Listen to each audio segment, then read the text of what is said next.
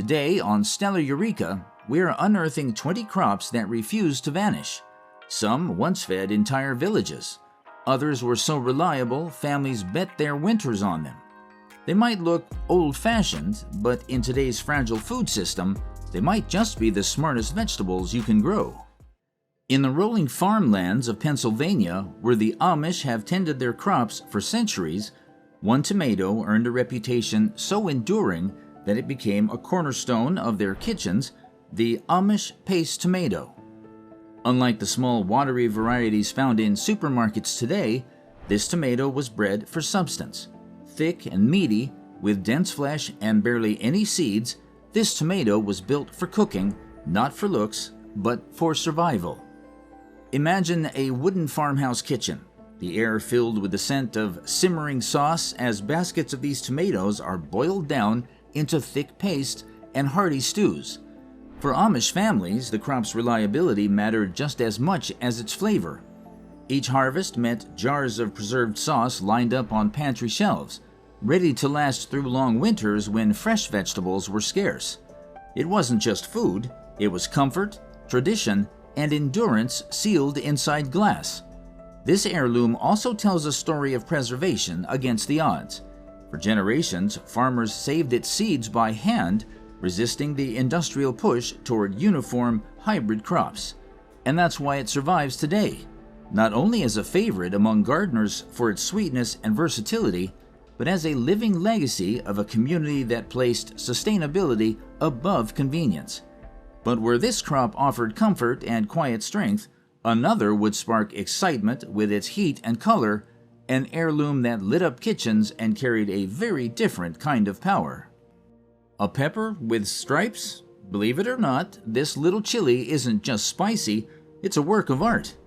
The fish pepper grows with cream, green, and red streaks, almost as if a painter brushed each pod by hand. But beauty isn't its only story. In the 19th century, African American communities in the Chesapeake region cultivated fish peppers as a key ingredient in oyster and crab houses. They were never sold in markets or listed in seed catalogs. They lived in backyards and recipes passed hand to hand. This pepper story is rooted in African American and Caribbean communities of the 19th century. In Baltimore and along the Chesapeake Bay, oyster and crab houses relied on it to season their seafood dishes. For years, it thrived in back alley gardens and passed from hand to hand, never written down in seed catalogs. It was a cultural heirloom preserved quietly in kitchens rather than greenhouses.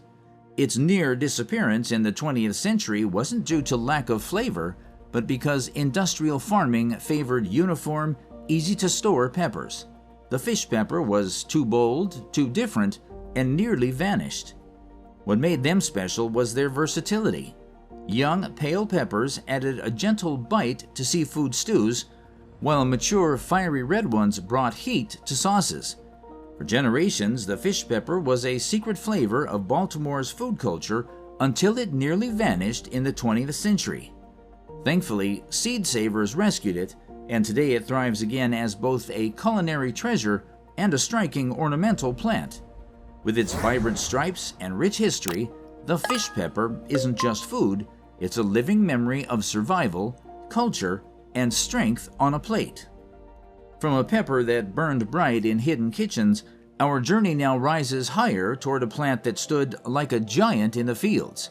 With golden faces that followed the sun and seeds that fed both people and animals, this plant became a true symbol of endurance and abundance. If you were walking through an old homestead garden in the 1800s, one plant would have towered over you, the Mammoth Grey Sunflower. Standing at heights of up to 14 feet, with golden heads so wide they could rival a wagon wheel, these sunflowers were far more than decoration. They were survival companions. For generations, farmers planted them not only for their beauty, but also for their practicality. Each head was packed with protein-rich seeds that fed both people and animals, which could be roasted, ground into meals, or pressed for cooking. Families during lean times even brewed the roasted seeds as a coffee substitute when real coffee was scarce.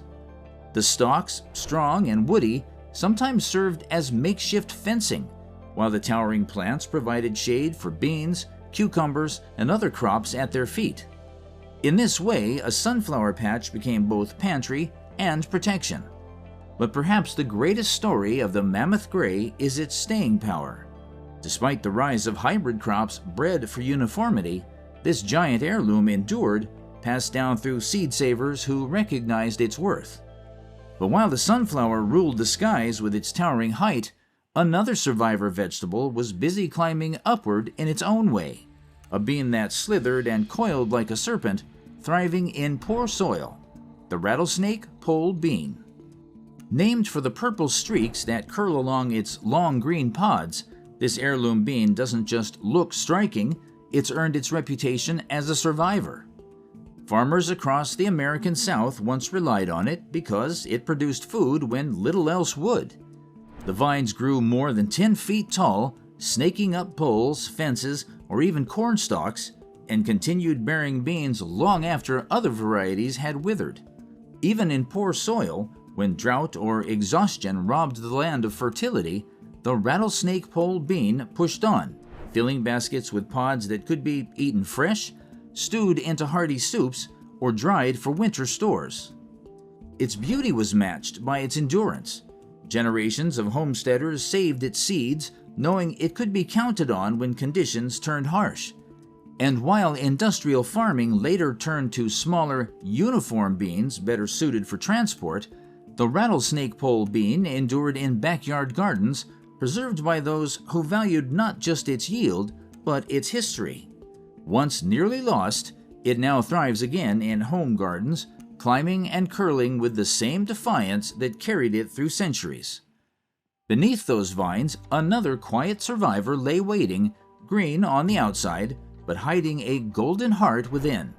This was the long pie pumpkin, a vegetable that proved resilience could be stored all winter.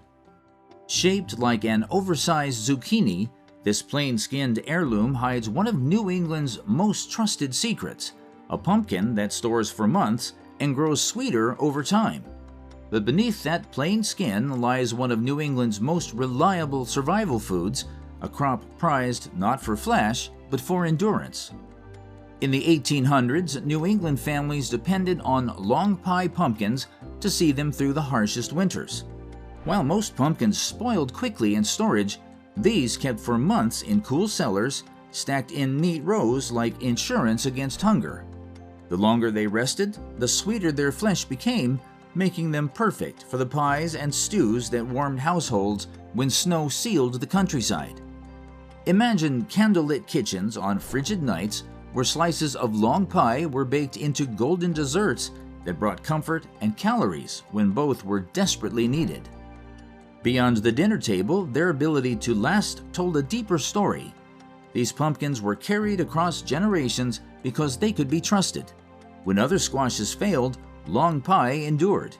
And while modern supermarkets shifted toward rounder, standardized varieties, this heirloom survived thanks to gardeners and seed savers who recognized its quiet strength. It remains a favorite among homesteaders and chefs, proof that beauty in vegetables isn't always about appearance, but the story of survival they carry. And while the pumpkin guarded its sweetness deep into the winter months, another root lay hidden beneath the soil, sending up vines that offered both nourishment. But where this lettuce offered tenderness and quiet survival, another heirloom proved its worth in the harshest of climates, standing tall and thriving through cold winds when most vegetables would wither. In the fields of Scotland, farmers came to rely on a vegetable that could endure bitter frosts and still provide a rich, onion-like flavor: the giant Musselburgh Leek. Its thick stalks and broad leaves were not only a staple in soups and stews, but also a symbol of strength against the cold. For generations, it was the winter green that never failed, bridging the gap between seasons when fresh food was scarce. Standing tall at up to 30 inches, these leeks were more than just garden staples. They became fixtures of Scottish kitchens, simmered into broths and stews that provided warmth and strength during long winters. Unlike onions, which could wither in freezing weather, the Musselburgh endured snow and frost, allowing families to harvest fresh vegetables long after most gardens had gone silent. For working-class households, that staying power was essential. It meant green, nutritious food was still possible when other crops failed. The leek also became a cultural symbol. Its mild sweet flavor was celebrated not only in Scotland, but across the British Isles, where it found its way in traditional recipes like cock-a-leekie soup. Over time, its reputation spread far beyond Scotland, and today it remains one of the most trusted leeks for home gardeners around the world. It's not flashy, it's not delicate. The giant Musselburgh is sturdy, generous, and built to last. But while the leek carved its legacy in the frosty fields of Scotland, another European giant was quietly growing in Germany. A vegetable so strange in shape and staggering in size, it looked like it belonged in a fairy tale. The Superschmelz Kohlrabi. At first glance, the Superschmelz Kohlrabi looks like a vegetable from another world. Its swollen, bulb-like stem can grow larger than a child's head, tipping the scales at over 8 pounds each. Yet despite its monstrous size, this German heirloom kohlrabi is anything but tough. Its flesh remains crisp, tender, and delicately sweet, whether eaten raw in crunchy slices or slowly roasted until it caramelizes. Even its broad green leaves, often overlooked, can be sautéed or added to soups, making this plant a true nose-to-tail vegetable. For centuries, farmers in Central Europe prized the Superschmelz not just for its flavor, but for its reliability. Unlike more fragile crops, this kohlrabi thrived in cool conditions and stored exceptionally well in cellars, providing food long after harvest. A family could pull one bulb from storage in the heart of winter and feed an entire household for days. In times when survival depended on resourcefulness, the Superschmelz Kohlrabi was more than a vegetable, it was security against hunger. Even farmers marvel at its resilience and versatility. Despite its intimidating size, it is easy to grow and it rewards patience with one of the most generous harvests a garden can offer. It is living proof that sometimes the strangest looking crops are the most dependable allies. And if the kohlrabi's swollen bulbs weren't impressive enough, another crop would soon take size to a fiery extreme, a pepper so big and bold it redefined what spice could look like, the Jalapeño Gigante. From the delicate sweetness of kohlrabi, we now move to the fiery world of peppers, though this next variety isn't just about heat, it's about scale. The Jalapeño Gigante lives up to its name with peppers that can grow over 6 inches long, dwarfing the jalapeños that most people are familiar with. These peppers are bold and bright, their glossy green skin shimmering in the sun before ripening to a deep red. But what makes the Jalapeño Gigante remarkable isn't just its size, it's its productivity.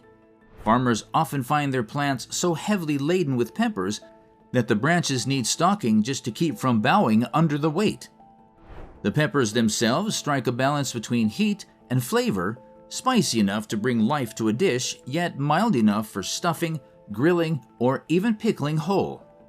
For communities that relied on peppers not only for flavor but also for preservation, this meant security. A single harvest could be dried, smoked, or stored, providing flavor all year long. And unlike smaller jalapeños that quickly shrivel, the Jalapeño Gigante remains meaty and full-bodied, perfect for stuffing, grilling, or preserving. Another crop rose tall into the sky, slender, green, and crowned with tender fruit, the Cowhorn Okra.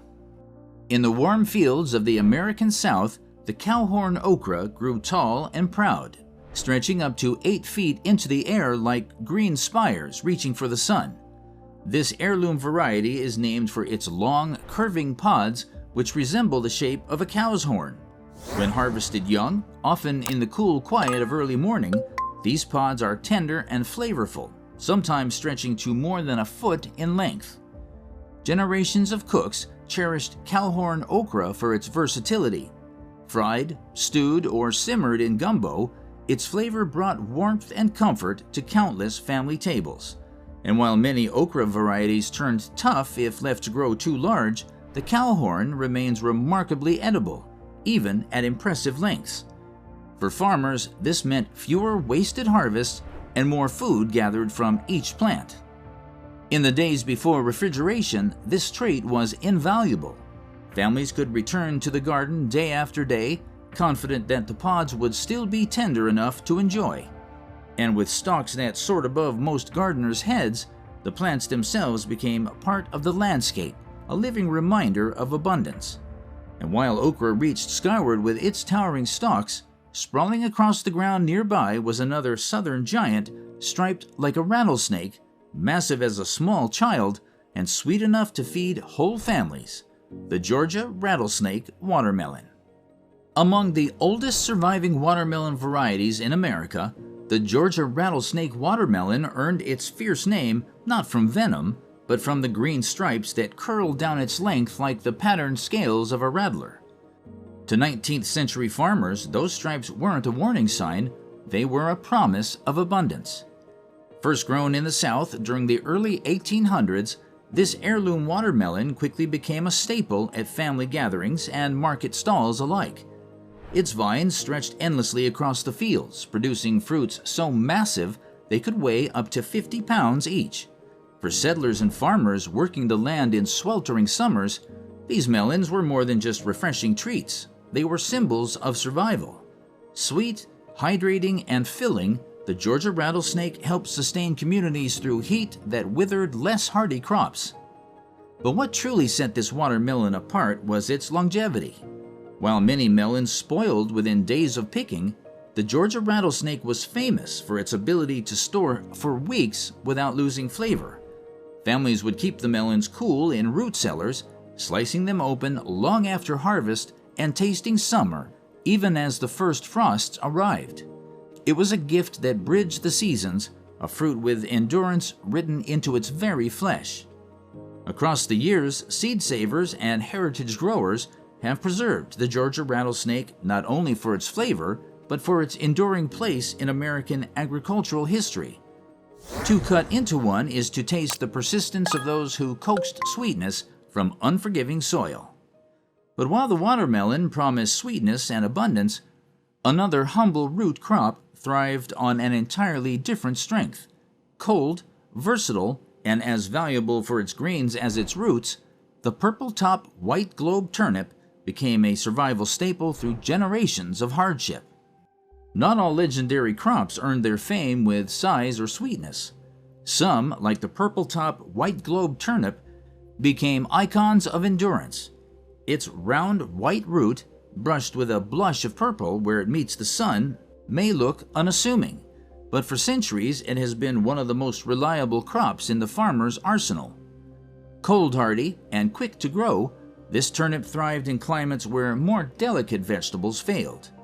When early frost swept across the fields, families could still count on rows of purple tops to survive, their roots swelling beneath the soil while their leafy greens provided another valuable food source. In fact, the greens were often just as treasured as the root itself, sautéed with onions, stewed with broth, or eaten raw for a sharp bite of flavor. This dual harvest made the turnip indispensable to households trying to stretch limited land into year-round sustenance.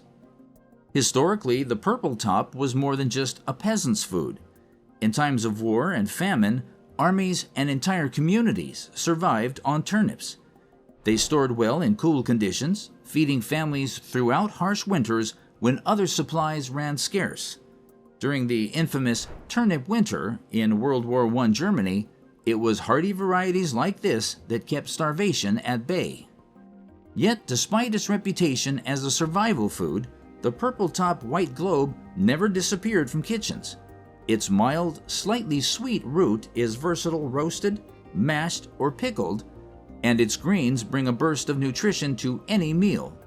Farmers and gardeners continue to plant it today, not only for tradition, but because reliability never goes out of fashion. After sustaining nations through famine, the spotlight shifts to a beet so massive and vividly colored it seemed to defy nature itself, the mammoth red mangle beet. a crop that nourished not only families but entire herds of livestock. Few crops embody abundance quite like the mammoth red mangle beet. True to its name, this heirloom beet grows to colossal proportions, roots weighing more than 20 pounds where not uncommon. In the 1800s, it wasn't unusual to see farmers standing proudly beside their harvest, a single beet almost as large as a child. These giants weren't just grown for show, they were lifelines. The mammoth red mangle was a dual-purpose crop, feeding both people and animals. While the sweet, earthy roots could be roasted, mashed, or preserved for the family table, they were most famously used to sustain livestock through long winters. Farmers relied on them to keep cattle, horses, and sheep well fed when pasture land turned barren. Entire barns were stocked with these massive roots, and without them, survival on many homesteads would have been far more precarious. But the mango wasn't only about sheer size. Its leafy tops were edible too, offering a nutritious green that could be sautéed with onions and butter, a simple but hearty dish that stretched family meals. For households with limited resources, the mango provided food from root to leaf, ensuring nothing was wasted. Beyond their practicality, these giant beets carried a sense of wonder and grit. Children marveled at their size, travelers noted them in journals, and agricultural fairs often displayed them as symbols of nature's generosity. Across generations, heritage growers have treasured them not only for their remarkable yields, but also as living reminders of a time when farming ingenuity met necessity. Which of these remarkable vegetables surprised you most? Have you ever tasted or grown any of them yourself? We'd love to hear your story in the comments. And if this journey sparked your curiosity, don't forget to like the video, subscribe for more, and share it with someone who'd love to rediscover the secrets of the garden. This is Stellar Eureka, signing off.